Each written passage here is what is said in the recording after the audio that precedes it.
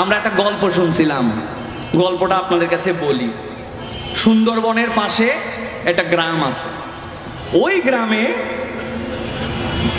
কিছু পাড়া মহল্লা আছে। এক লোক একটা গরু পালে, এই গরুটা আবার একটুখানি ব্যাককল টাইপের, ওর কাজই হচ্ছে খালি খুঁটা তুলে দৌড় দেওয়া। আপনার এরকম গরু দু একটা দেখছেন না ভাই? খুঁটা তুলে দৌড় দেয়, খালি আপনি যতই খুঁটা গাড়েন ও মানে না, দড়ি ছিঁড়ে ফেলায়, আছে না ভাই? এখন এক গরু খুঁটে ছিঁড়ে গেছে, যেয়ে পুকুর একটা দেখছে, পুকুরের পাশে অনেক পানা দল। আমাদের নওগাঁর লোক বুঝবে, এইটা বাইরে ভাষা বললে মুশকিল, এখানে দল পানা আমরা চিনি না ভাই? ও পানা খাইতে শুরু করছে, পানা খাইতে খাইতে আস্তে করে আগায়, কিন্তু ঘটনা ভিন্ন। ওই পানাগুলা পানির উপরে ভেসে নাই, ওই পুকুরওয়ালা পুরা পানি শেষে, মধ্যে একটা বন্যা গেছে, পুকুরে 2.5-3 হাত ক্যাদগেদা আঠাল মাটির কাদা, পলির কাদা, ওর উপরে পানা হইছে বাইরে বাই শক্তি পাইয়া। ওই পানা খেতে খেতে আস্তে করে আবেগে যাইতে মাছ বরাবর যখন গেছে, 2-1 পা তোলার চেষ্টা করছে, আর ফস ফস ফস ফস কইরে এমন ঢুকছে, যতই হামলায় আর যতই ওঠে, ওই আঠার মতো কাদা, ওই কাদাতে গেছে আটকায়। অনেক চিল্লাচিল্লি করে দেখছে যে আমার ওঠার কোনো শক্তি নাই, সব এনার্জি শেষ। কিন্তু মনে মনে চুপ করে আছে যে আমাকে তো খুঁজবে আল্লাহ দিলে, দেখা যাক সন্ধ্যাবেলা কি হয়। হয়তো একটু কপালে পেড়া আছে, কিন্তু মালিক তো আমার একটা আছে, দেখি কি হয়। অপেক্ষা করতে করতে ঠিকই মালিক খুঁজতে গরু নাই, এত বড় গরু, দামি গরু, খুঁজে আইসে দেখে মরার জায়গা পাই নাই, পুকুরের ভিতরে পানার ভিতরে 4 পা আটকায়া বেচারি কেলায় পড়ে আছে। যাবে কোথায়? মালিক আস্তে আস্তে করে ওই মালকাচ্চা মাইরা হাতে একটা লাঠি নিয়ে পুকুরের অর্ধেক যাই আগেই কয়টা দাম লাগায় ব্যাককল, খাওয়ার জায়গা পাস নাই, গলার দড়ি ছিঁড়ে এই জায়গায় মরতে আইছিস। এরপরে গলার মধ্যে দড়ি লাগায় আরো 4-5 জনের ডাক দিছে, বাবা এ তো উঠবে না, স্বাভাবিকভাবে টাইনে উঠা। টাইনে ওরে যখন উঠাইছে, গলা ছিলে গেছে, আরে কষ্ট, গরু চিল্লা পাল্লা, উপরে নিয়ে এসে আরো 5-7টা বাড়ি দিয়ে ব্যাককল, খাওয়ার জায়গা পাস নাই। এরপরে বাড়িতে নিয়ে এসে আস্তে করে গা গোসল করায় ধোয়ায়া গোয়ালের মধ্যে উঠাইছে। ওই যে গরু এইসা মায়ের খাইলো, এইসা গলা ছিলে গেল, কিন্তু তারপরেও পুকুরের মধ্যে থেকে উঠছে, কেননা ওই জানতো যে ওর একজন মালিক আছে, কিছু মায়ের ধোলাই হলেও তারে ছাইরে দিবে না, খুঁজে খাইছে তুলে নিবে। কথা ঠিক। ওই পুকুরেই ওই রাত্রে ধরেন একটা আজব ঘটনা ঘটছে। এক হরিণকে সন্ধ্যার দিকে টার্গেট করছে, করে অনেকক্ষণ ধরে বাঘ মামা চুপচাপ বসেছিল।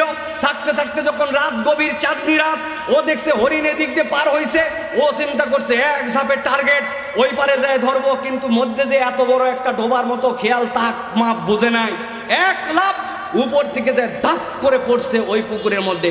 পরে তো বাঘের শক্তি অনেক, ওঠার চেষ্টা, লাফানো, পার হয়ে যাব বলে এরকম করতে করতে আঠা এইসা লোম কাপড় মানে ওর চামড়া সব ধইরা ওই আর উঠতে পারে নাই। এমন জোরে জোরে 2টা ডাক দিছে, এলাকার লোক দরজা জানলা সব বন্ধ করে রাখছে যে বাঘ পড়ছে, কার কপালে আজকে মৃত্যু আছে।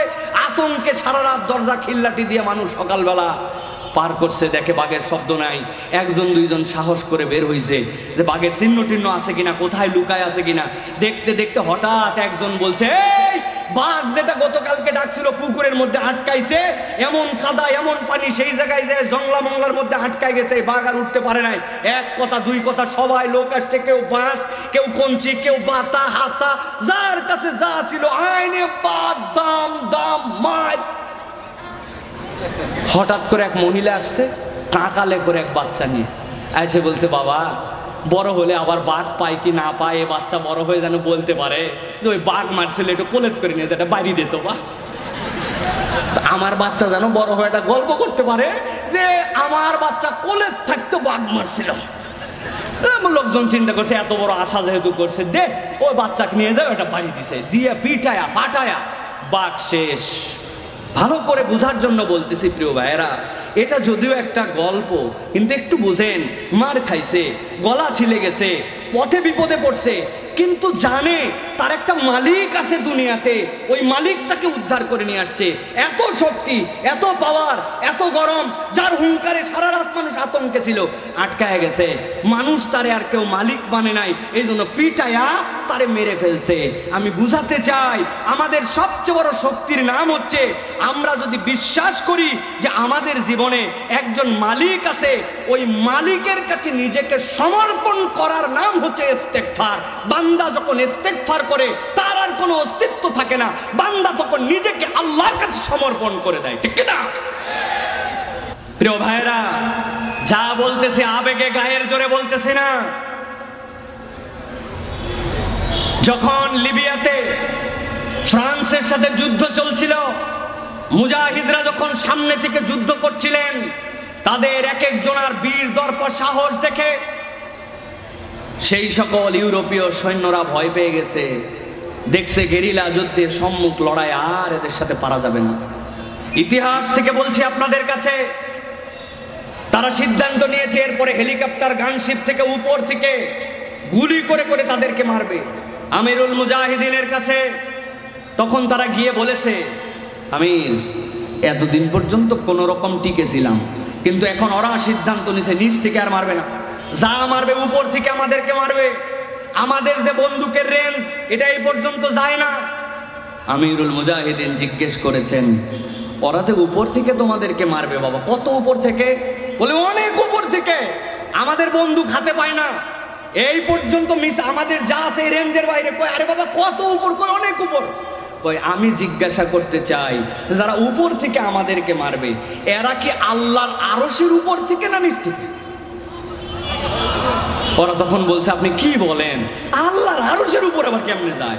বলে যেই শক্তি, যেই মুজাহিদদের ইমানের সাথে আল্লাহর আরশে আজিমের কানেকশন আছে, যাদের রব, যাদের মালিক, যাদের খালিক, যাদের মাওলা আল্লাহ রাব্বুল আলামিন আরশে আজিমের অধিপতি, দুনিয়ার কোন শক্তি যদি আরশে আজিমের উপরে উঠতে না পারে, তাহলে দুনিয়ার কোন শক্তি আরশে আজিমের গোলামদেরকে দুনিয়াতে পরাজিত করতে পারবে না।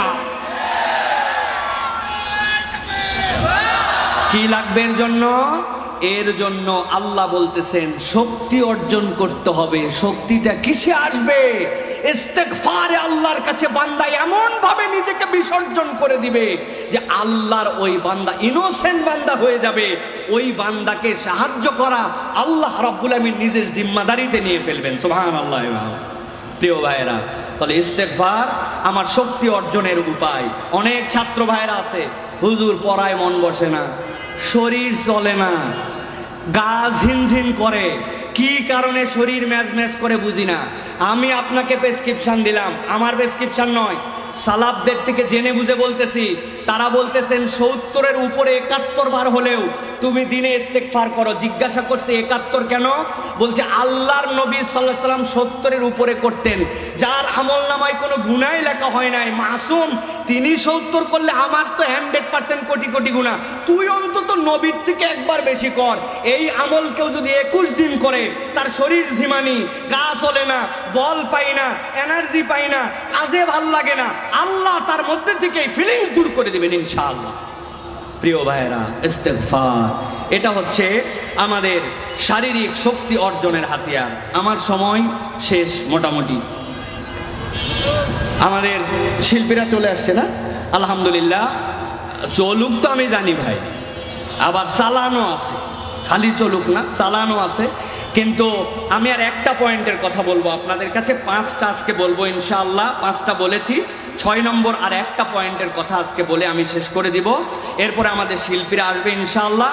আবার আপনাদের সাথে যদি ইনশাআল্লাহ দেখা হয়, কথা হবে আগামী সম্ভবত 22 তারিখে আশপাশে কোথাও, যে আমাদের আব্দুল কুদ্দুস ভাই এখানে কোথায় যেন একটা দাওয়াত নিছে, এখানে আসবো ইনশাআল্লাহ। আপনাদের সাথে দেখা হবে, ভালোবাসা বিনিময় হবে। আজকে আমাদের ঢাকা থেকে শিল্পীরা আসছে, এদের কিছু গজলও আজকে আমাদের শোনার দরকার আছে, ঠিক কিনা? অতএব তাদেরকে আমরা আর কষ্ট দিব না। আমি আপনার ঘরের ছেলে, বাড়ির ছেলে। আবার আপনাদের সাথে দেখা হবে ইনশাআল্লাহ। সর্বশেষ একটা পয়েন্টের কথা আপনাদের কাছে বলবো প্রিয় ভাইয়েরা, সেটা হচ্ছে ইস্তেগফারের কনসেপ্টটা হচ্ছে নিজেকে মালিকের কাছে ন্যস্ত করা। আমি এক বাক্যে আপনাদের কাছে জানতে চাবো, আপনারা উত্তর দিবেন। নিজেকে কার কাছে ন্যস্ত করা? আল্লাহর ওয়াস্তে একটা জবান বন্ধ রাখেন, একবার অন্তত সাড়া দেন, একবার আল্লাহর কাছে নিজেকে কার কাছে সমর্পণ করা। আমি এমনি এমনি এই কথা বলি না, এটার একটা কারণ আছে। এই মালিকের কাছে নিজেকে যে সমর্পণ করব, যার মালিক নাই তার কেউ নেই। আমরা একটা গল্প শুনছিলাম, গল্পটা আপনাদের কাছে বলি। সুন্দরবনের পাশে একটা গ্রাম আছে, ওই গ্রামে কিছু পাড়া মহল্লা আছে। এক লোক একটা গরু পালে, এই গরুটা আবার একটুখানি ব্যাককল টাইপের, ওর কাজই হচ্ছে খালি খুঁটা তুলে দৌড় দেওয়া। আপনার এরকম গরু দু একটা দেখছেন না ভাই? খুঁটা তুলে দৌড় দেয়, খালি আপনি যতই খুঁটা গাড়েন ও মানে না, দড়ি ছিঁড়ে ফেলায়, আছে না ভাই? এখন এক গরু খুঁটে ছিঁড়ে গেছে, যে পুকুর একটা দেখছে, পুকুরের পাশে অনেক পানা দল। আমাদের নওগাঁর লোক বুঝবে, এইটা বাইরে ভাষা বললে মুশকিল, এখানে দল পানা আমরা চিনি না ভাই? ও পানা খাইতে শুরু করছে, পানা খাইতে খাইতে আস্তে করে আগায়, কিন্তু ঘটনা ভিন্ন। ওই পানাগুলা পানির উপরে ভেসে নাই, ওই পুকুরওয়ালা পুরা পানি শেষে মধ্যে একটা বন্যা গেছে, পুকুরে 2.5-3 হাত গেদা আঠাল মাটির কাদা, পলির কাদা, ওর উপরে পানা হইছে বাইরে বাই শক্তি পাইয়া। ওই পানা খেতে খেতে আস্তে করে আবেগে যাইতে মাছ বরাবর যখন গেছে, 2-1 পা তোলার চেষ্টা করছে, আর ফস ফস ফস ফস কইরে এমন ঢুকছে, যতই হামলায় আর যতই ওঠে ওই আঠার মতো কাদা, ওই কাদাতে গেছে আটকায়। অনেক চিল্লাচিল্লি করে দেখছে যে আমার ওঠার কোনো শক্তি নাই, সব এনার্জি শেষ। কিন্তু মনে মনে চুপ করে আছে যে আমাকে তো খুঁজবে আল্লাহ দিলে, দেখা যাক সন্ধ্যাবেলা কি হয়।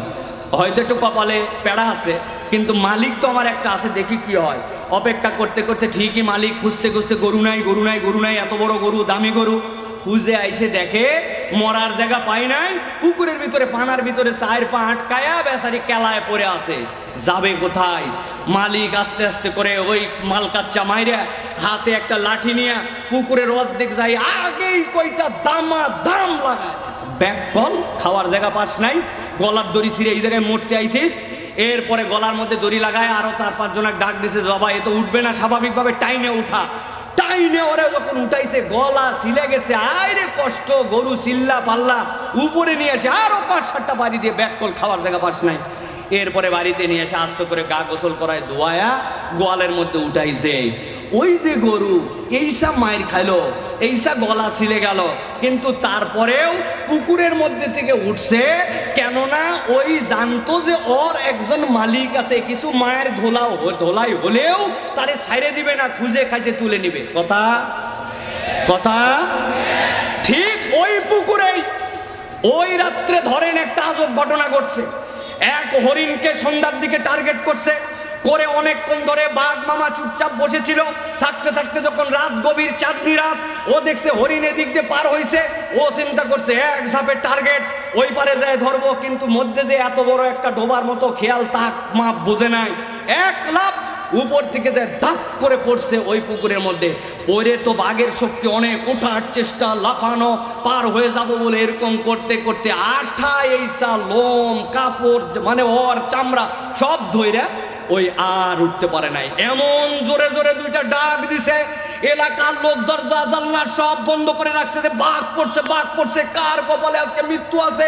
আতঙ্কে সারা রাত দরজা খিল্লাটি দিয়ে মানুষ সকালবেলা পার করছে, দেখে বাঘের শব্দ নাই।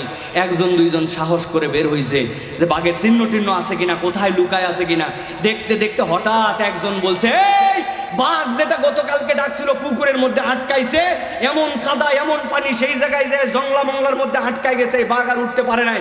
1 কথা 2 কথা সবাই লোক আসছে, কেউ বাঁশ, কেউ কঞ্চি, কেউ বাতা হাতা, যার কাছে যা ছিল আইনে বাদ দাম মাছ।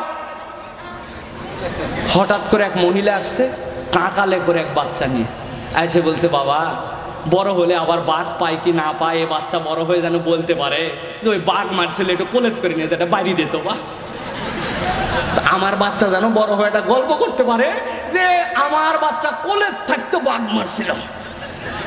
লোকজন চিন্তা করছে এত বড় আশা যেহেতু করছে, দে ওই বাচ্চাকে নিয়ে যাও, এটা বাড়ি দিছে, দিয়ে পিটায়া ফাটায়া বাঘ শেষ। ভালো করে বোঝার জন্য বলতেছি প্রিয় ভাইয়েরা, এটা যদিও একটা গল্প, কিন্তু একটু বুঝেন। মার খাইছে, গলা ছিলে গেছে, পথে বিপদে পড়ছে, কিন্তু জানে তার একটা মালিক আছে দুনিয়াতে, ওই মালিক তাকে উদ্ধার করে নিয়ে আসছে। এত শক্তি, এত পাওয়ার, এত গরম, যার হুঙ্কারে সারা রাত মানুষ আতঙ্কে ছিল, আটকায় গেছে। মানুষ তারে আর কেউ মালিক মানে নাই, এই জন্য পিটায়া তারে মেরে ফেলছে। আমি বুঝাতে চাই, আমাদের সবচেয়ে বড় শক্তির নাম হচ্ছে আমরা যদি বিশ্বাস করি যে আমাদের জীবনে একজন মালিক আছে, ওই মালিকের কাছে নিজেকে সমর্পণ করার নাম হচ্ছে ইস্তেগফার। বান্দা যখন ইস্তেগফার করে তার আর কোনো অস্তিত্ব থাকে না, বান্দা তখন নিজেকে আল্লাহর কাছে সমর্পণ করে দেয়, ঠিক না? আমার আল্লাহ রাব্বুল আলামিন বলছেন সূরা আরাফ 23 নম্বর আয়াত, এখানে জানেন এরকম কেউ নাই। এই আয়াতের তাফসীর যদি পড়েন, আমি 6-7টা তাফসীর দেখেছি, শুধুমাত্র আপনাদের কাছে একটা কনসেপ্টের কথা বললাম। রব্বানা যালামনা আনফুসানা ওয়া ইল্লাম তাগফির লানা ওয়া তারহামনা লানাকুনান্না মিনাল খাসিরিন। সবাই একবার পড়েন একসাথে, রব্বানা যালামনা আনফুসানা ওয়া ইল্লাম তাগফির লানা ওয়া তারহামনা লানাকুনান্না মিনাল খাসিরিন।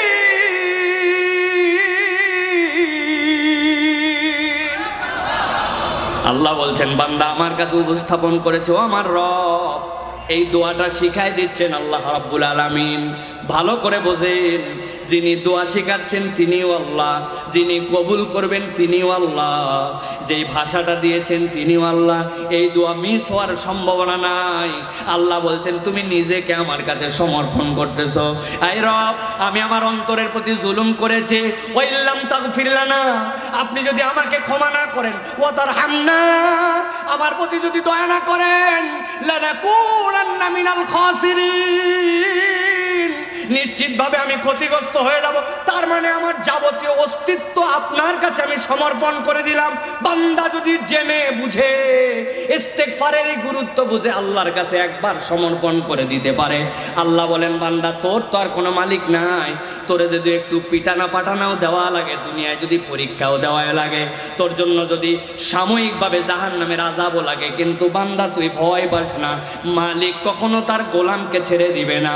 আমিও তোর জন্য দায়িত্ব দিলাম, এই ইস্তেগফারের কারণে আমি তোকে মাফ করে দিয়ে জান্নাতে তোরে ঢুকায়া দিব। কিন্তু ওই ইস্তেগফারটা কেবল ঠোঁটের কথা হবে না, ওইটা এইরকম হবে না যে আমি কেবলমাত্র আল্লাহর কাছে ফেক একটা আল্লাহর কাছে আমি সরি বললাম, ফেক সরি হবে না, ওইটা হৃদয় থেকে আসবে, মুখে স্বীকারোক্তি থাকবে, ভবিষ্যতে করব না তার প্রতি একটা প্রতিজ্ঞা থাকবে। বান্দা মালিকের কাছে এইভাবে ন্যস্ত হয়ে যেতে হয়। এই জন্য প্রিয় ভাইয়েরা, ইস্তেগফারের হালতগুলো আপনারা বোঝার চেষ্টা করেন, নিজেকে আল্লাহর কাছে আবার আমরা আরেকবার ফেরত নিয়ে আসি। গুনাহ হয়ে গেছে, অপরাধ হয়ে গেছে, ভুল হয়তো হয়ে গেছে, চলার পথে, বলার পথে, শোনার পথে, ঘাবড়ায়েন না। রহমানুর রহিম আল্লাহ বান্দাকে ক্ষমা করে দিতে চান, কিন্তু আমি কি বুঝে আল্লাহর কাছে সমর্পিত কিনা, এইটা হচ্ছে আল্লাহর কাছে জিজ্ঞাসা এবং দেখার দিক। আল্লাহ যেন আমাদেরকে আল্লাহর প্রকৃত গোলাম হওয়ার তৌফিক দান করেন। আজকে যে কথাগুলি বললাম, আমাকে যেন সবার আগে আমল করার তৌফিক দান করেন। এখানে আমার বিভিন্ন পর্যায়ের ওস্তাদবৃন্দ আছেন, আমার বিভিন্ন পর্যায়ের মান্যবর ব্যক্তি পর্যায়ে আছেন, সকলের প্রতি কৃতজ্ঞতা জানাচ্ছি আবারও আমি, যে আপনারা আজকে চমৎকার আয়োজনে এইরকম প্রাণদীপ্তভাবে সাড়া দিয়েছেন। আমরা যেন এটা কন্টিনিউ করতে পারি, এই জন্য আপনাদের দোয়া চাই, আপনাদের ভালোবাসা চাই। আমাদের ভুল হয়ে থাকলে আপনারা সেগুলা দেখাই দিবেন, ধরাই দিবেন, আমরা দেখবেন কোনো আর্গুমেন্ট ছাড়া এটাকে ইনশাল্লাহ স্বীকার করে নিব। তবে ভালো কোনো কাজের দাবি নিয়ে গেলে আপনাদেরকে আমাদের সহযোগিতা করতে হবে। রাজি আছেন? হাত তুলতে হবে সকলে। টাকা পয়সা চাই নাই ভাই যে 1000 টাকা করে সকলকে দিতে হবে, আমি জানি এই কথা বললেও আপনারা দিবেন, চাবো না, কিন্তু হাত তুলে আল্লাহকে বলেন যে ইনশাআল্লাহ ভালো কাজের সাথে আমরা আছি ইনশাআল্লাহ। আগামীর নৌকা কোনো খারাপ মানুষের নৌকা হবে না, আগামীর নৌকা হবে ইসলামের পক্ষের নৌকা, আল্লাহর দ্বীনের পক্ষের নৌকা, ঠিক না? অতএব এটার শপথ নিতে হবে। এখানে কোনো মাদক আসক্ত কার্যক্রম চলবে না, এখানে কোনো অন্যায় চলবে না, বেহায়াপনা চলবে না, নাচ গানের আসর চলবে না, আল্লাহ বিরোধী কোনো কার্যক্রম চলবে না।